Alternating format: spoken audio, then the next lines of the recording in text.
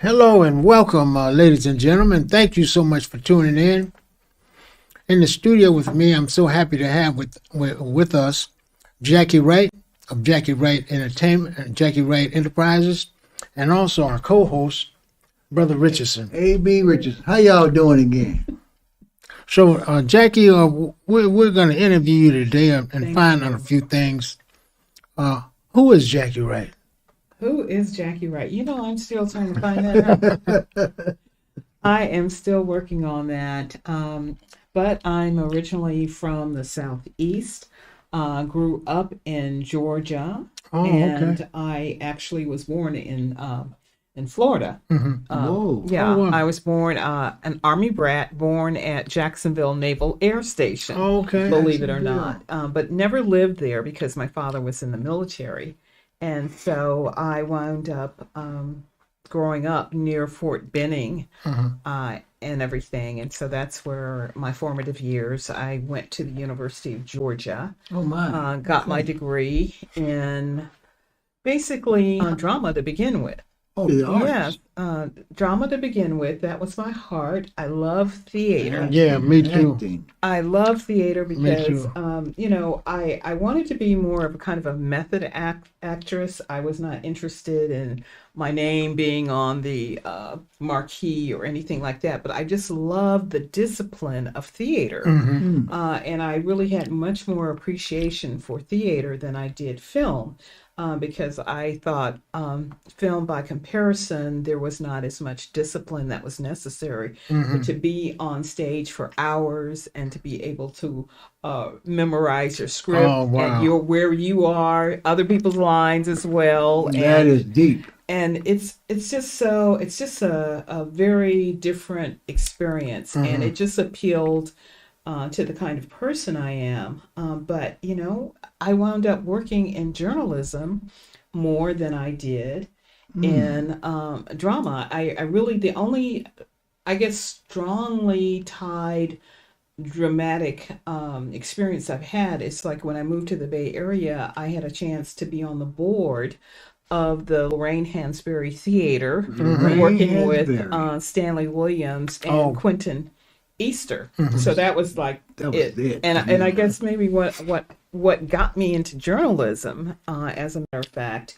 was the fact that when I went back to the University of Georgia, I had my daughter, who was elementary school age at the time, and I also had my sister who was a teenager at the time. Oh, wow. And so I was raising them, and I was working my way through the University of Georgia, and the Lord really blessed me to have some fantastic opportunities while I was working my way through school. But what hit me is when I graduated with my drama degree, I was coming out of Sanford Stadium, and I always call that stadium the stadium that Herschel Walker built. Okay. It was around that time. I had, I was a much older student, of course, but I had the joy of being able to see Herschel Walker run. And man, could he run. Could he play? Could he play? Oh, Could he play? My goodness. So he pretty much, I always say that he was the one that built that, the modern stadium and everything. Wow. And as I was walking out of Sanford Stadium, I had tapped on my daughter, and I was walking, and all of a sudden it hit me. I looked over my shoulder. I saw my daughter, who was elementary school age, and then I saw my sister, who was a teenager. Okay.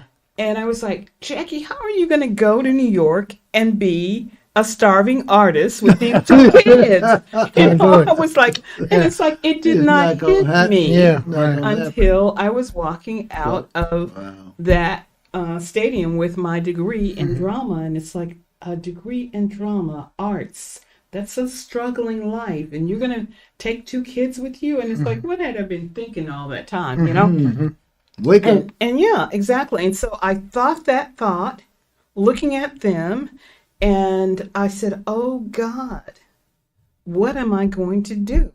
I had that earnest prayer. I was crying out to God. Oh, wow. I mean, because it's like, what were you thinking all this time, when I had gone to school originally in 71, and then it wasn't until, the late 70s that I got back to school, Yeah. like 78 or so. And so the reality is when I prayed that prayer, I cast my eyes down, prayed, what am I going to do? And I lifted my eyes and I saw the University of Georgia journalism department. That's the Lord. The Lord. What a direction you took. Yeah, it's like, oh, journalism. That's in Let's the see. same vein. That's a Yeah, paycheck. there was some aspect of Yeah. performance in that. And Right, so, right. yeah, journalism. Yeah. I could do that. So I immediately went to that was like Saturday, and then that Monday I went to the school and I signed up, and as the Lord would have it, they had a 2-year program that I could get my entire second degree in journalism in 2 years. Oh, wow. That's And great. so it was just so wonderful. So I was able to go to the University of Georgia, get that second degree, get something that would be something that I could utilize to Yep. feed my Right, family. feed your family. Economically, Yes, economic.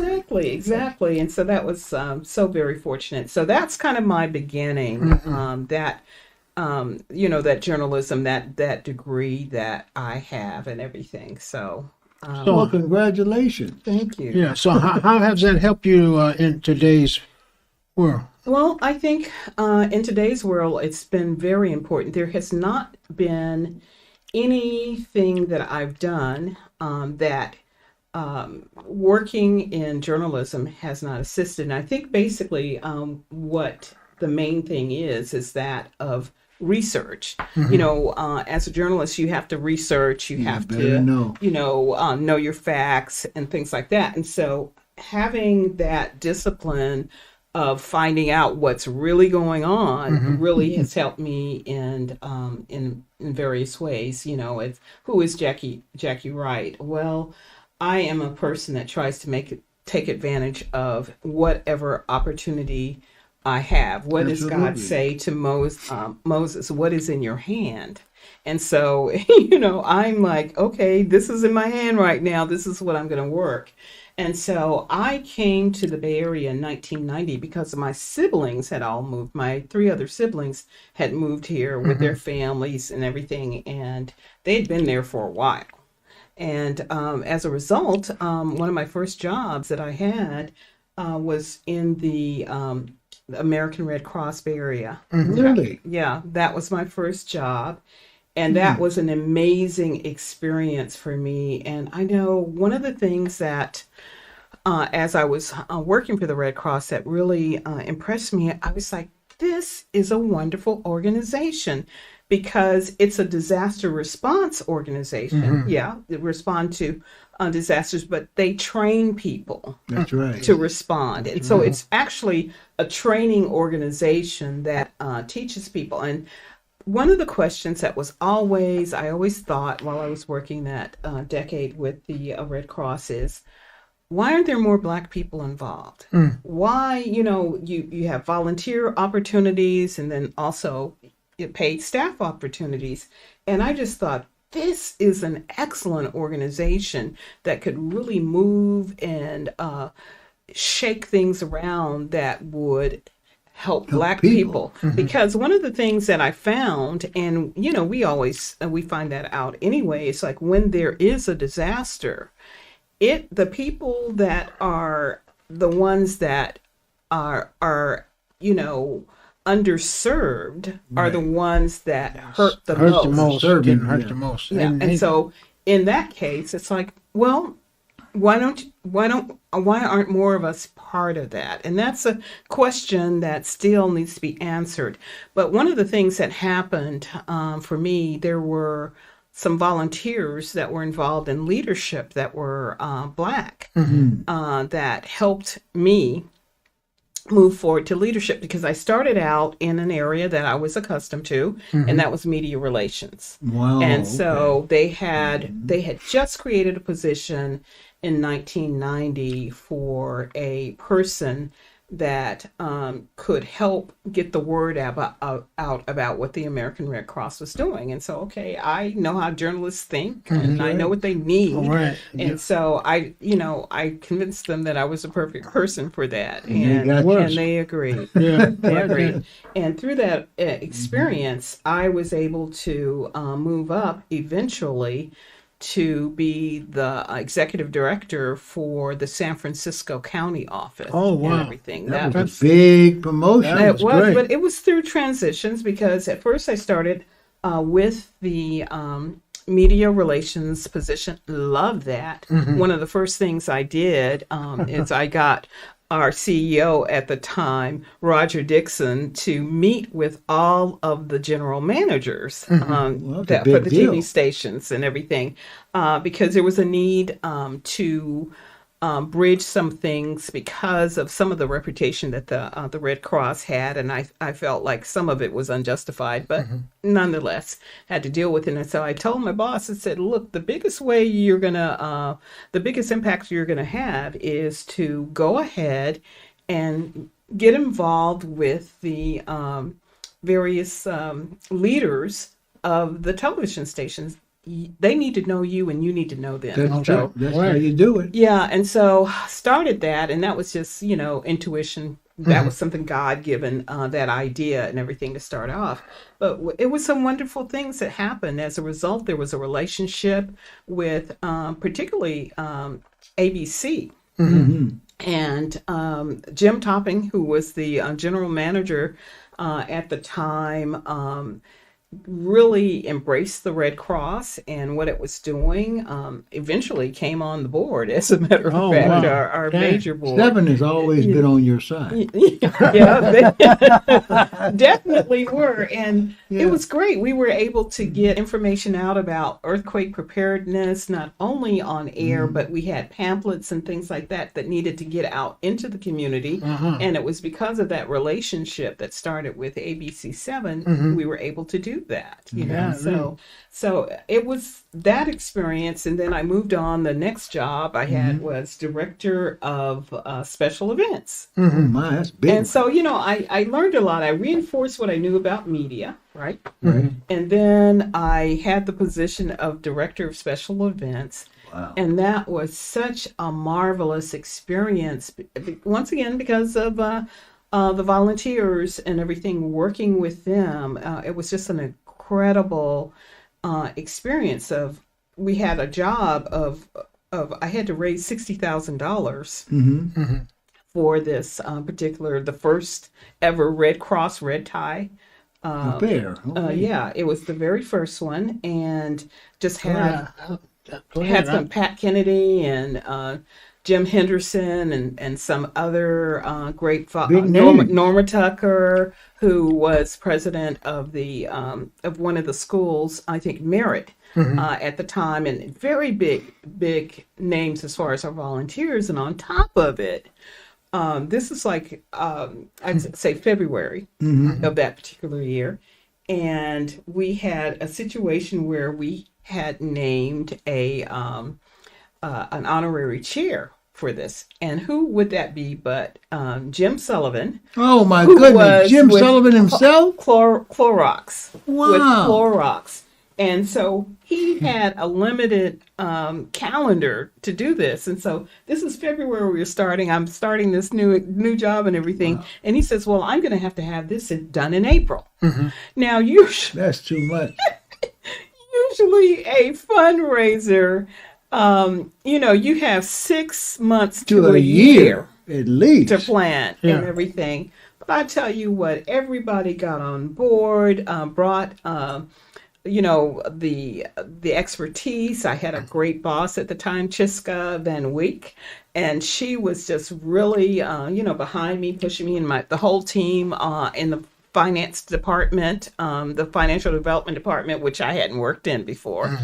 And do you know, we had a goal of netting $60,000 And as a result of people getting behind this project and everything, we raised over $100,000 net. We're talking February to April. That's February not no to April. $6,000. Exactly. You went over exceeded. That's 4 months. Yeah. Well, what can I say? Well, you need to work with us, and we need. I'm serious. Now it's got to be teamwork, y'all. Don't be dumping everything on me now. No, and you gotta be willing you're right. to You gotta walk the walk and talk the talk. Yeah. So that was the experience I had, and then, wow, what happened? I'll tell you. That whole thing of budgeting and getting budget cuts and that sort of thing. The next thing I know, in the organization, we got news that 40% of our budget that was from the United Way had been cut. Oh. All right. There was the kind of downfall at the time that was going on. And so this is in the 90s, and it was like some hard cuts had to be done. And so they created this position called East Bay and West Bay Executive Officer. Oh, and the East Bay was for Alameda and Contra Costa. And then the West Bay was for San Francisco, Marin, and also San Mateo counties. And what happens, but one of the volunteers said, hey, well, Jackie did a good job on the fundraising and everything. Let's see if interview her to see if she might be interested in this position. And as a Black woman too, it was really interesting at that time. Marion Wilson, a Black woman who had been with the organization for a number of years, and then myself, and I had been with the organization by this time about 3 years, and having this responsibility. So our face forward to the world were the faces of 2 Black women, and everything.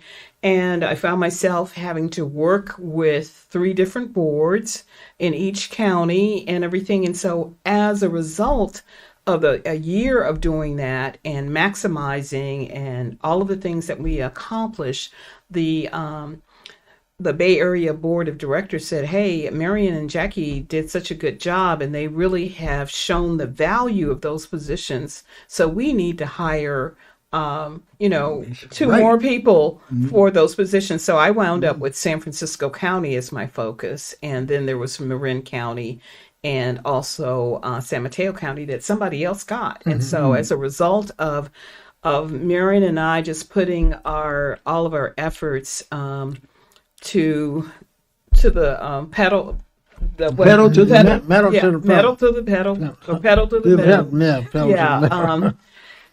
We were able to create, saving the organization from falling back, for one thing. Wow. And then we were able to give opportunities for a couple of other executives that were needed at the time. So really was a time of blessing and just, kind of working hard. What can you do? What's in your hand? And what's in your hand, you just work it. And so great volunteers like Cortez Saunders, who was an executive with PG&E, very instrumental in my getting that opportunity. And Norma Tucker, the president of Merritt College, who encouraged me. You know a lot of cream of the crop. Yeah. You know a lot of, are you going to be here tomorrow? Well, no, I'm serious. I mean, we're doing a show. We're talking about, and this is just the experience with the American Red Cross. Only. Okay. And it's one of those things,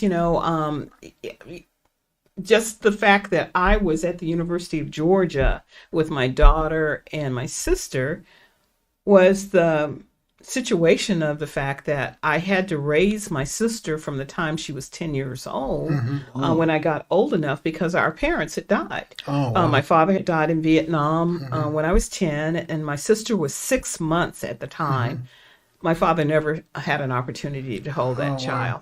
She she was born while he was away, and he was 2 weeks from coming back home, and we thought we were all going to be together again. But unfortunately, there was a helicopter crash, and it was it was in the news a lot, and I think maybe that might have been why I was I was interested in journalism to a degree too, because Secretary of Defense McNamara himself, McNamara at the time it was in Vietnam. He was touring the troop, and my father was chosen as an honor guard, and he was in one of the helicopters that was escorting him around. And so that particular helicopter went down, and it went down with a young man who was 20 years old, who also died from Connecticut. This young white guy that died, John Francis Shea. And it was just really, very devastating thing. So that was the reality of the different things happening and everything. When I got old enough, 10 years older than my sister, I started raising her, and I raised my daughter. And so they were the reason that, kind of kept me going and everything. And so I've been in situations where it's just been traumatic, or you don't have a lot of resources and everything. And what do? You take care of business. You take care of business. And so, yeah. Your dad was his name was named after an airport over there. Tell us about. Yes. This is something I found out a few years. While I was growing up, I didn't know. My father had died March 9th, and on March 15th, there was a white soldier who was a pilot. My father was a helicopter crew chief. And so he died March 9th along with John Francis Shea. And then a few days later, on March 15th, there was a soldier that also died, Kenneth Shannon, Lieutenant Kenneth Shannon. So one of the things that they did, the comrades, my father was so well respected, and also the new pilot, that he had just been there a few days too when he passed. They decided to name the 114th Aviation Company camp after my dad. Wow. Shannon. So it's called the Shannon Wright compound, and I didn't find that out until years later. I didn't know it. I didn't know it exists. That's wonderful. Yeah. Well, your dad was quite a guy, man. I mean, your dad was really well loved. Liked. He must have, been quite a guy. Yeah. I actually met one of his comrades that knew my father. He was 19 years old. My father was 32 when he died. Whoa. And so this 19-year-old, 50 years after my father had died, came to Arlington National Cemetery when we reburied our father in Arlington, because my father had been buried in a segregated cemetery. Right. And when my siblings and I found out about it, it's like, oh, we can't have our dad in a segregated cemetery, and it was deteriorating, falling apart and everything, and it was like, okay, no, this can't be. So we went to a family reunion. When we found that out at the family reunion, we said, hey, we got to get Daddy out of here. And where would you take him? Let's take him to Arlington. And so I put out a notice, and it was a very limited amount of time, maybe 2 weeks notice, because Arlington didn't give us the okay. Well, that's something else there. Yeah, it was. And it was, we felt that it was an honor. So this 19-year-old at the time that knew my father came 50 years later. His name is George Mole. He is from Houston, Texas. Wow. Of all places, you know, he found out we were honoring my dad and he came. And also the widow of Lieutenant Shannon came to the ceremony that we had in 2014, you know, around the time that my father had died in March of 2014. So it was a very, very touching thing. And one of the things that that George said, he said, you know, everybody loved your dad's ship because he was very meticulous and just made sure everything worked. And he said, you know, when they were going to be going out in the jungles, they wanted to be on Wiley Wright's ship. They wanted to know. They wanted to go back home. You know, They yeah, wanted to know exactly. the helicopter going to fly and go get back. Exactly. Yeah. And I didn't have to know that. And by the grace of God, this man, after 50 years, came and gave me some idea of what my father. I always knew he was a hard kinds of thing. He was kind of like a Renaissance man as far as I was concerned. But wow, to hear somebody testify that. And you did a film on it, didn't you? Yes, I did. As a matter of fact, it's called Love Separated in Life, Love Reunited in Honor. You want to say that again to the audience? As a matter of fact, if you could allow us to show the film, we could show it on this channel here. Okay, all right. Well, I definitely have a clip that I sent and everything of it, and so you know, whenever you want, I don't know if you can edit it in or anything like that, but gives an idea. Yeah, but we it's could. Love Separated in Life, Love Reunited in Honor. Okay. And I have a website. It's lovereunited.org. Well, they can go right to the website. Lovereunited.org. Yes. Okay. And I would love to share it with community groups and things like that because I think it speaks and it's something that's needed right about Yes. the fact of, you know, there's Asian families, white families, a black family that's involved in how we gathered together to honor men, Right. honor my father, and just the whole idea. And as a matter of fact, it honors women as well, because one of the things that we did is my mother had been, daddy had been buried in Jacksonville, Florida, his native city, for like about 50 years. Mother had been buried 40 years in Columbus, Georgia. Oh, and so two different places. Two different places. And so we exhumed them both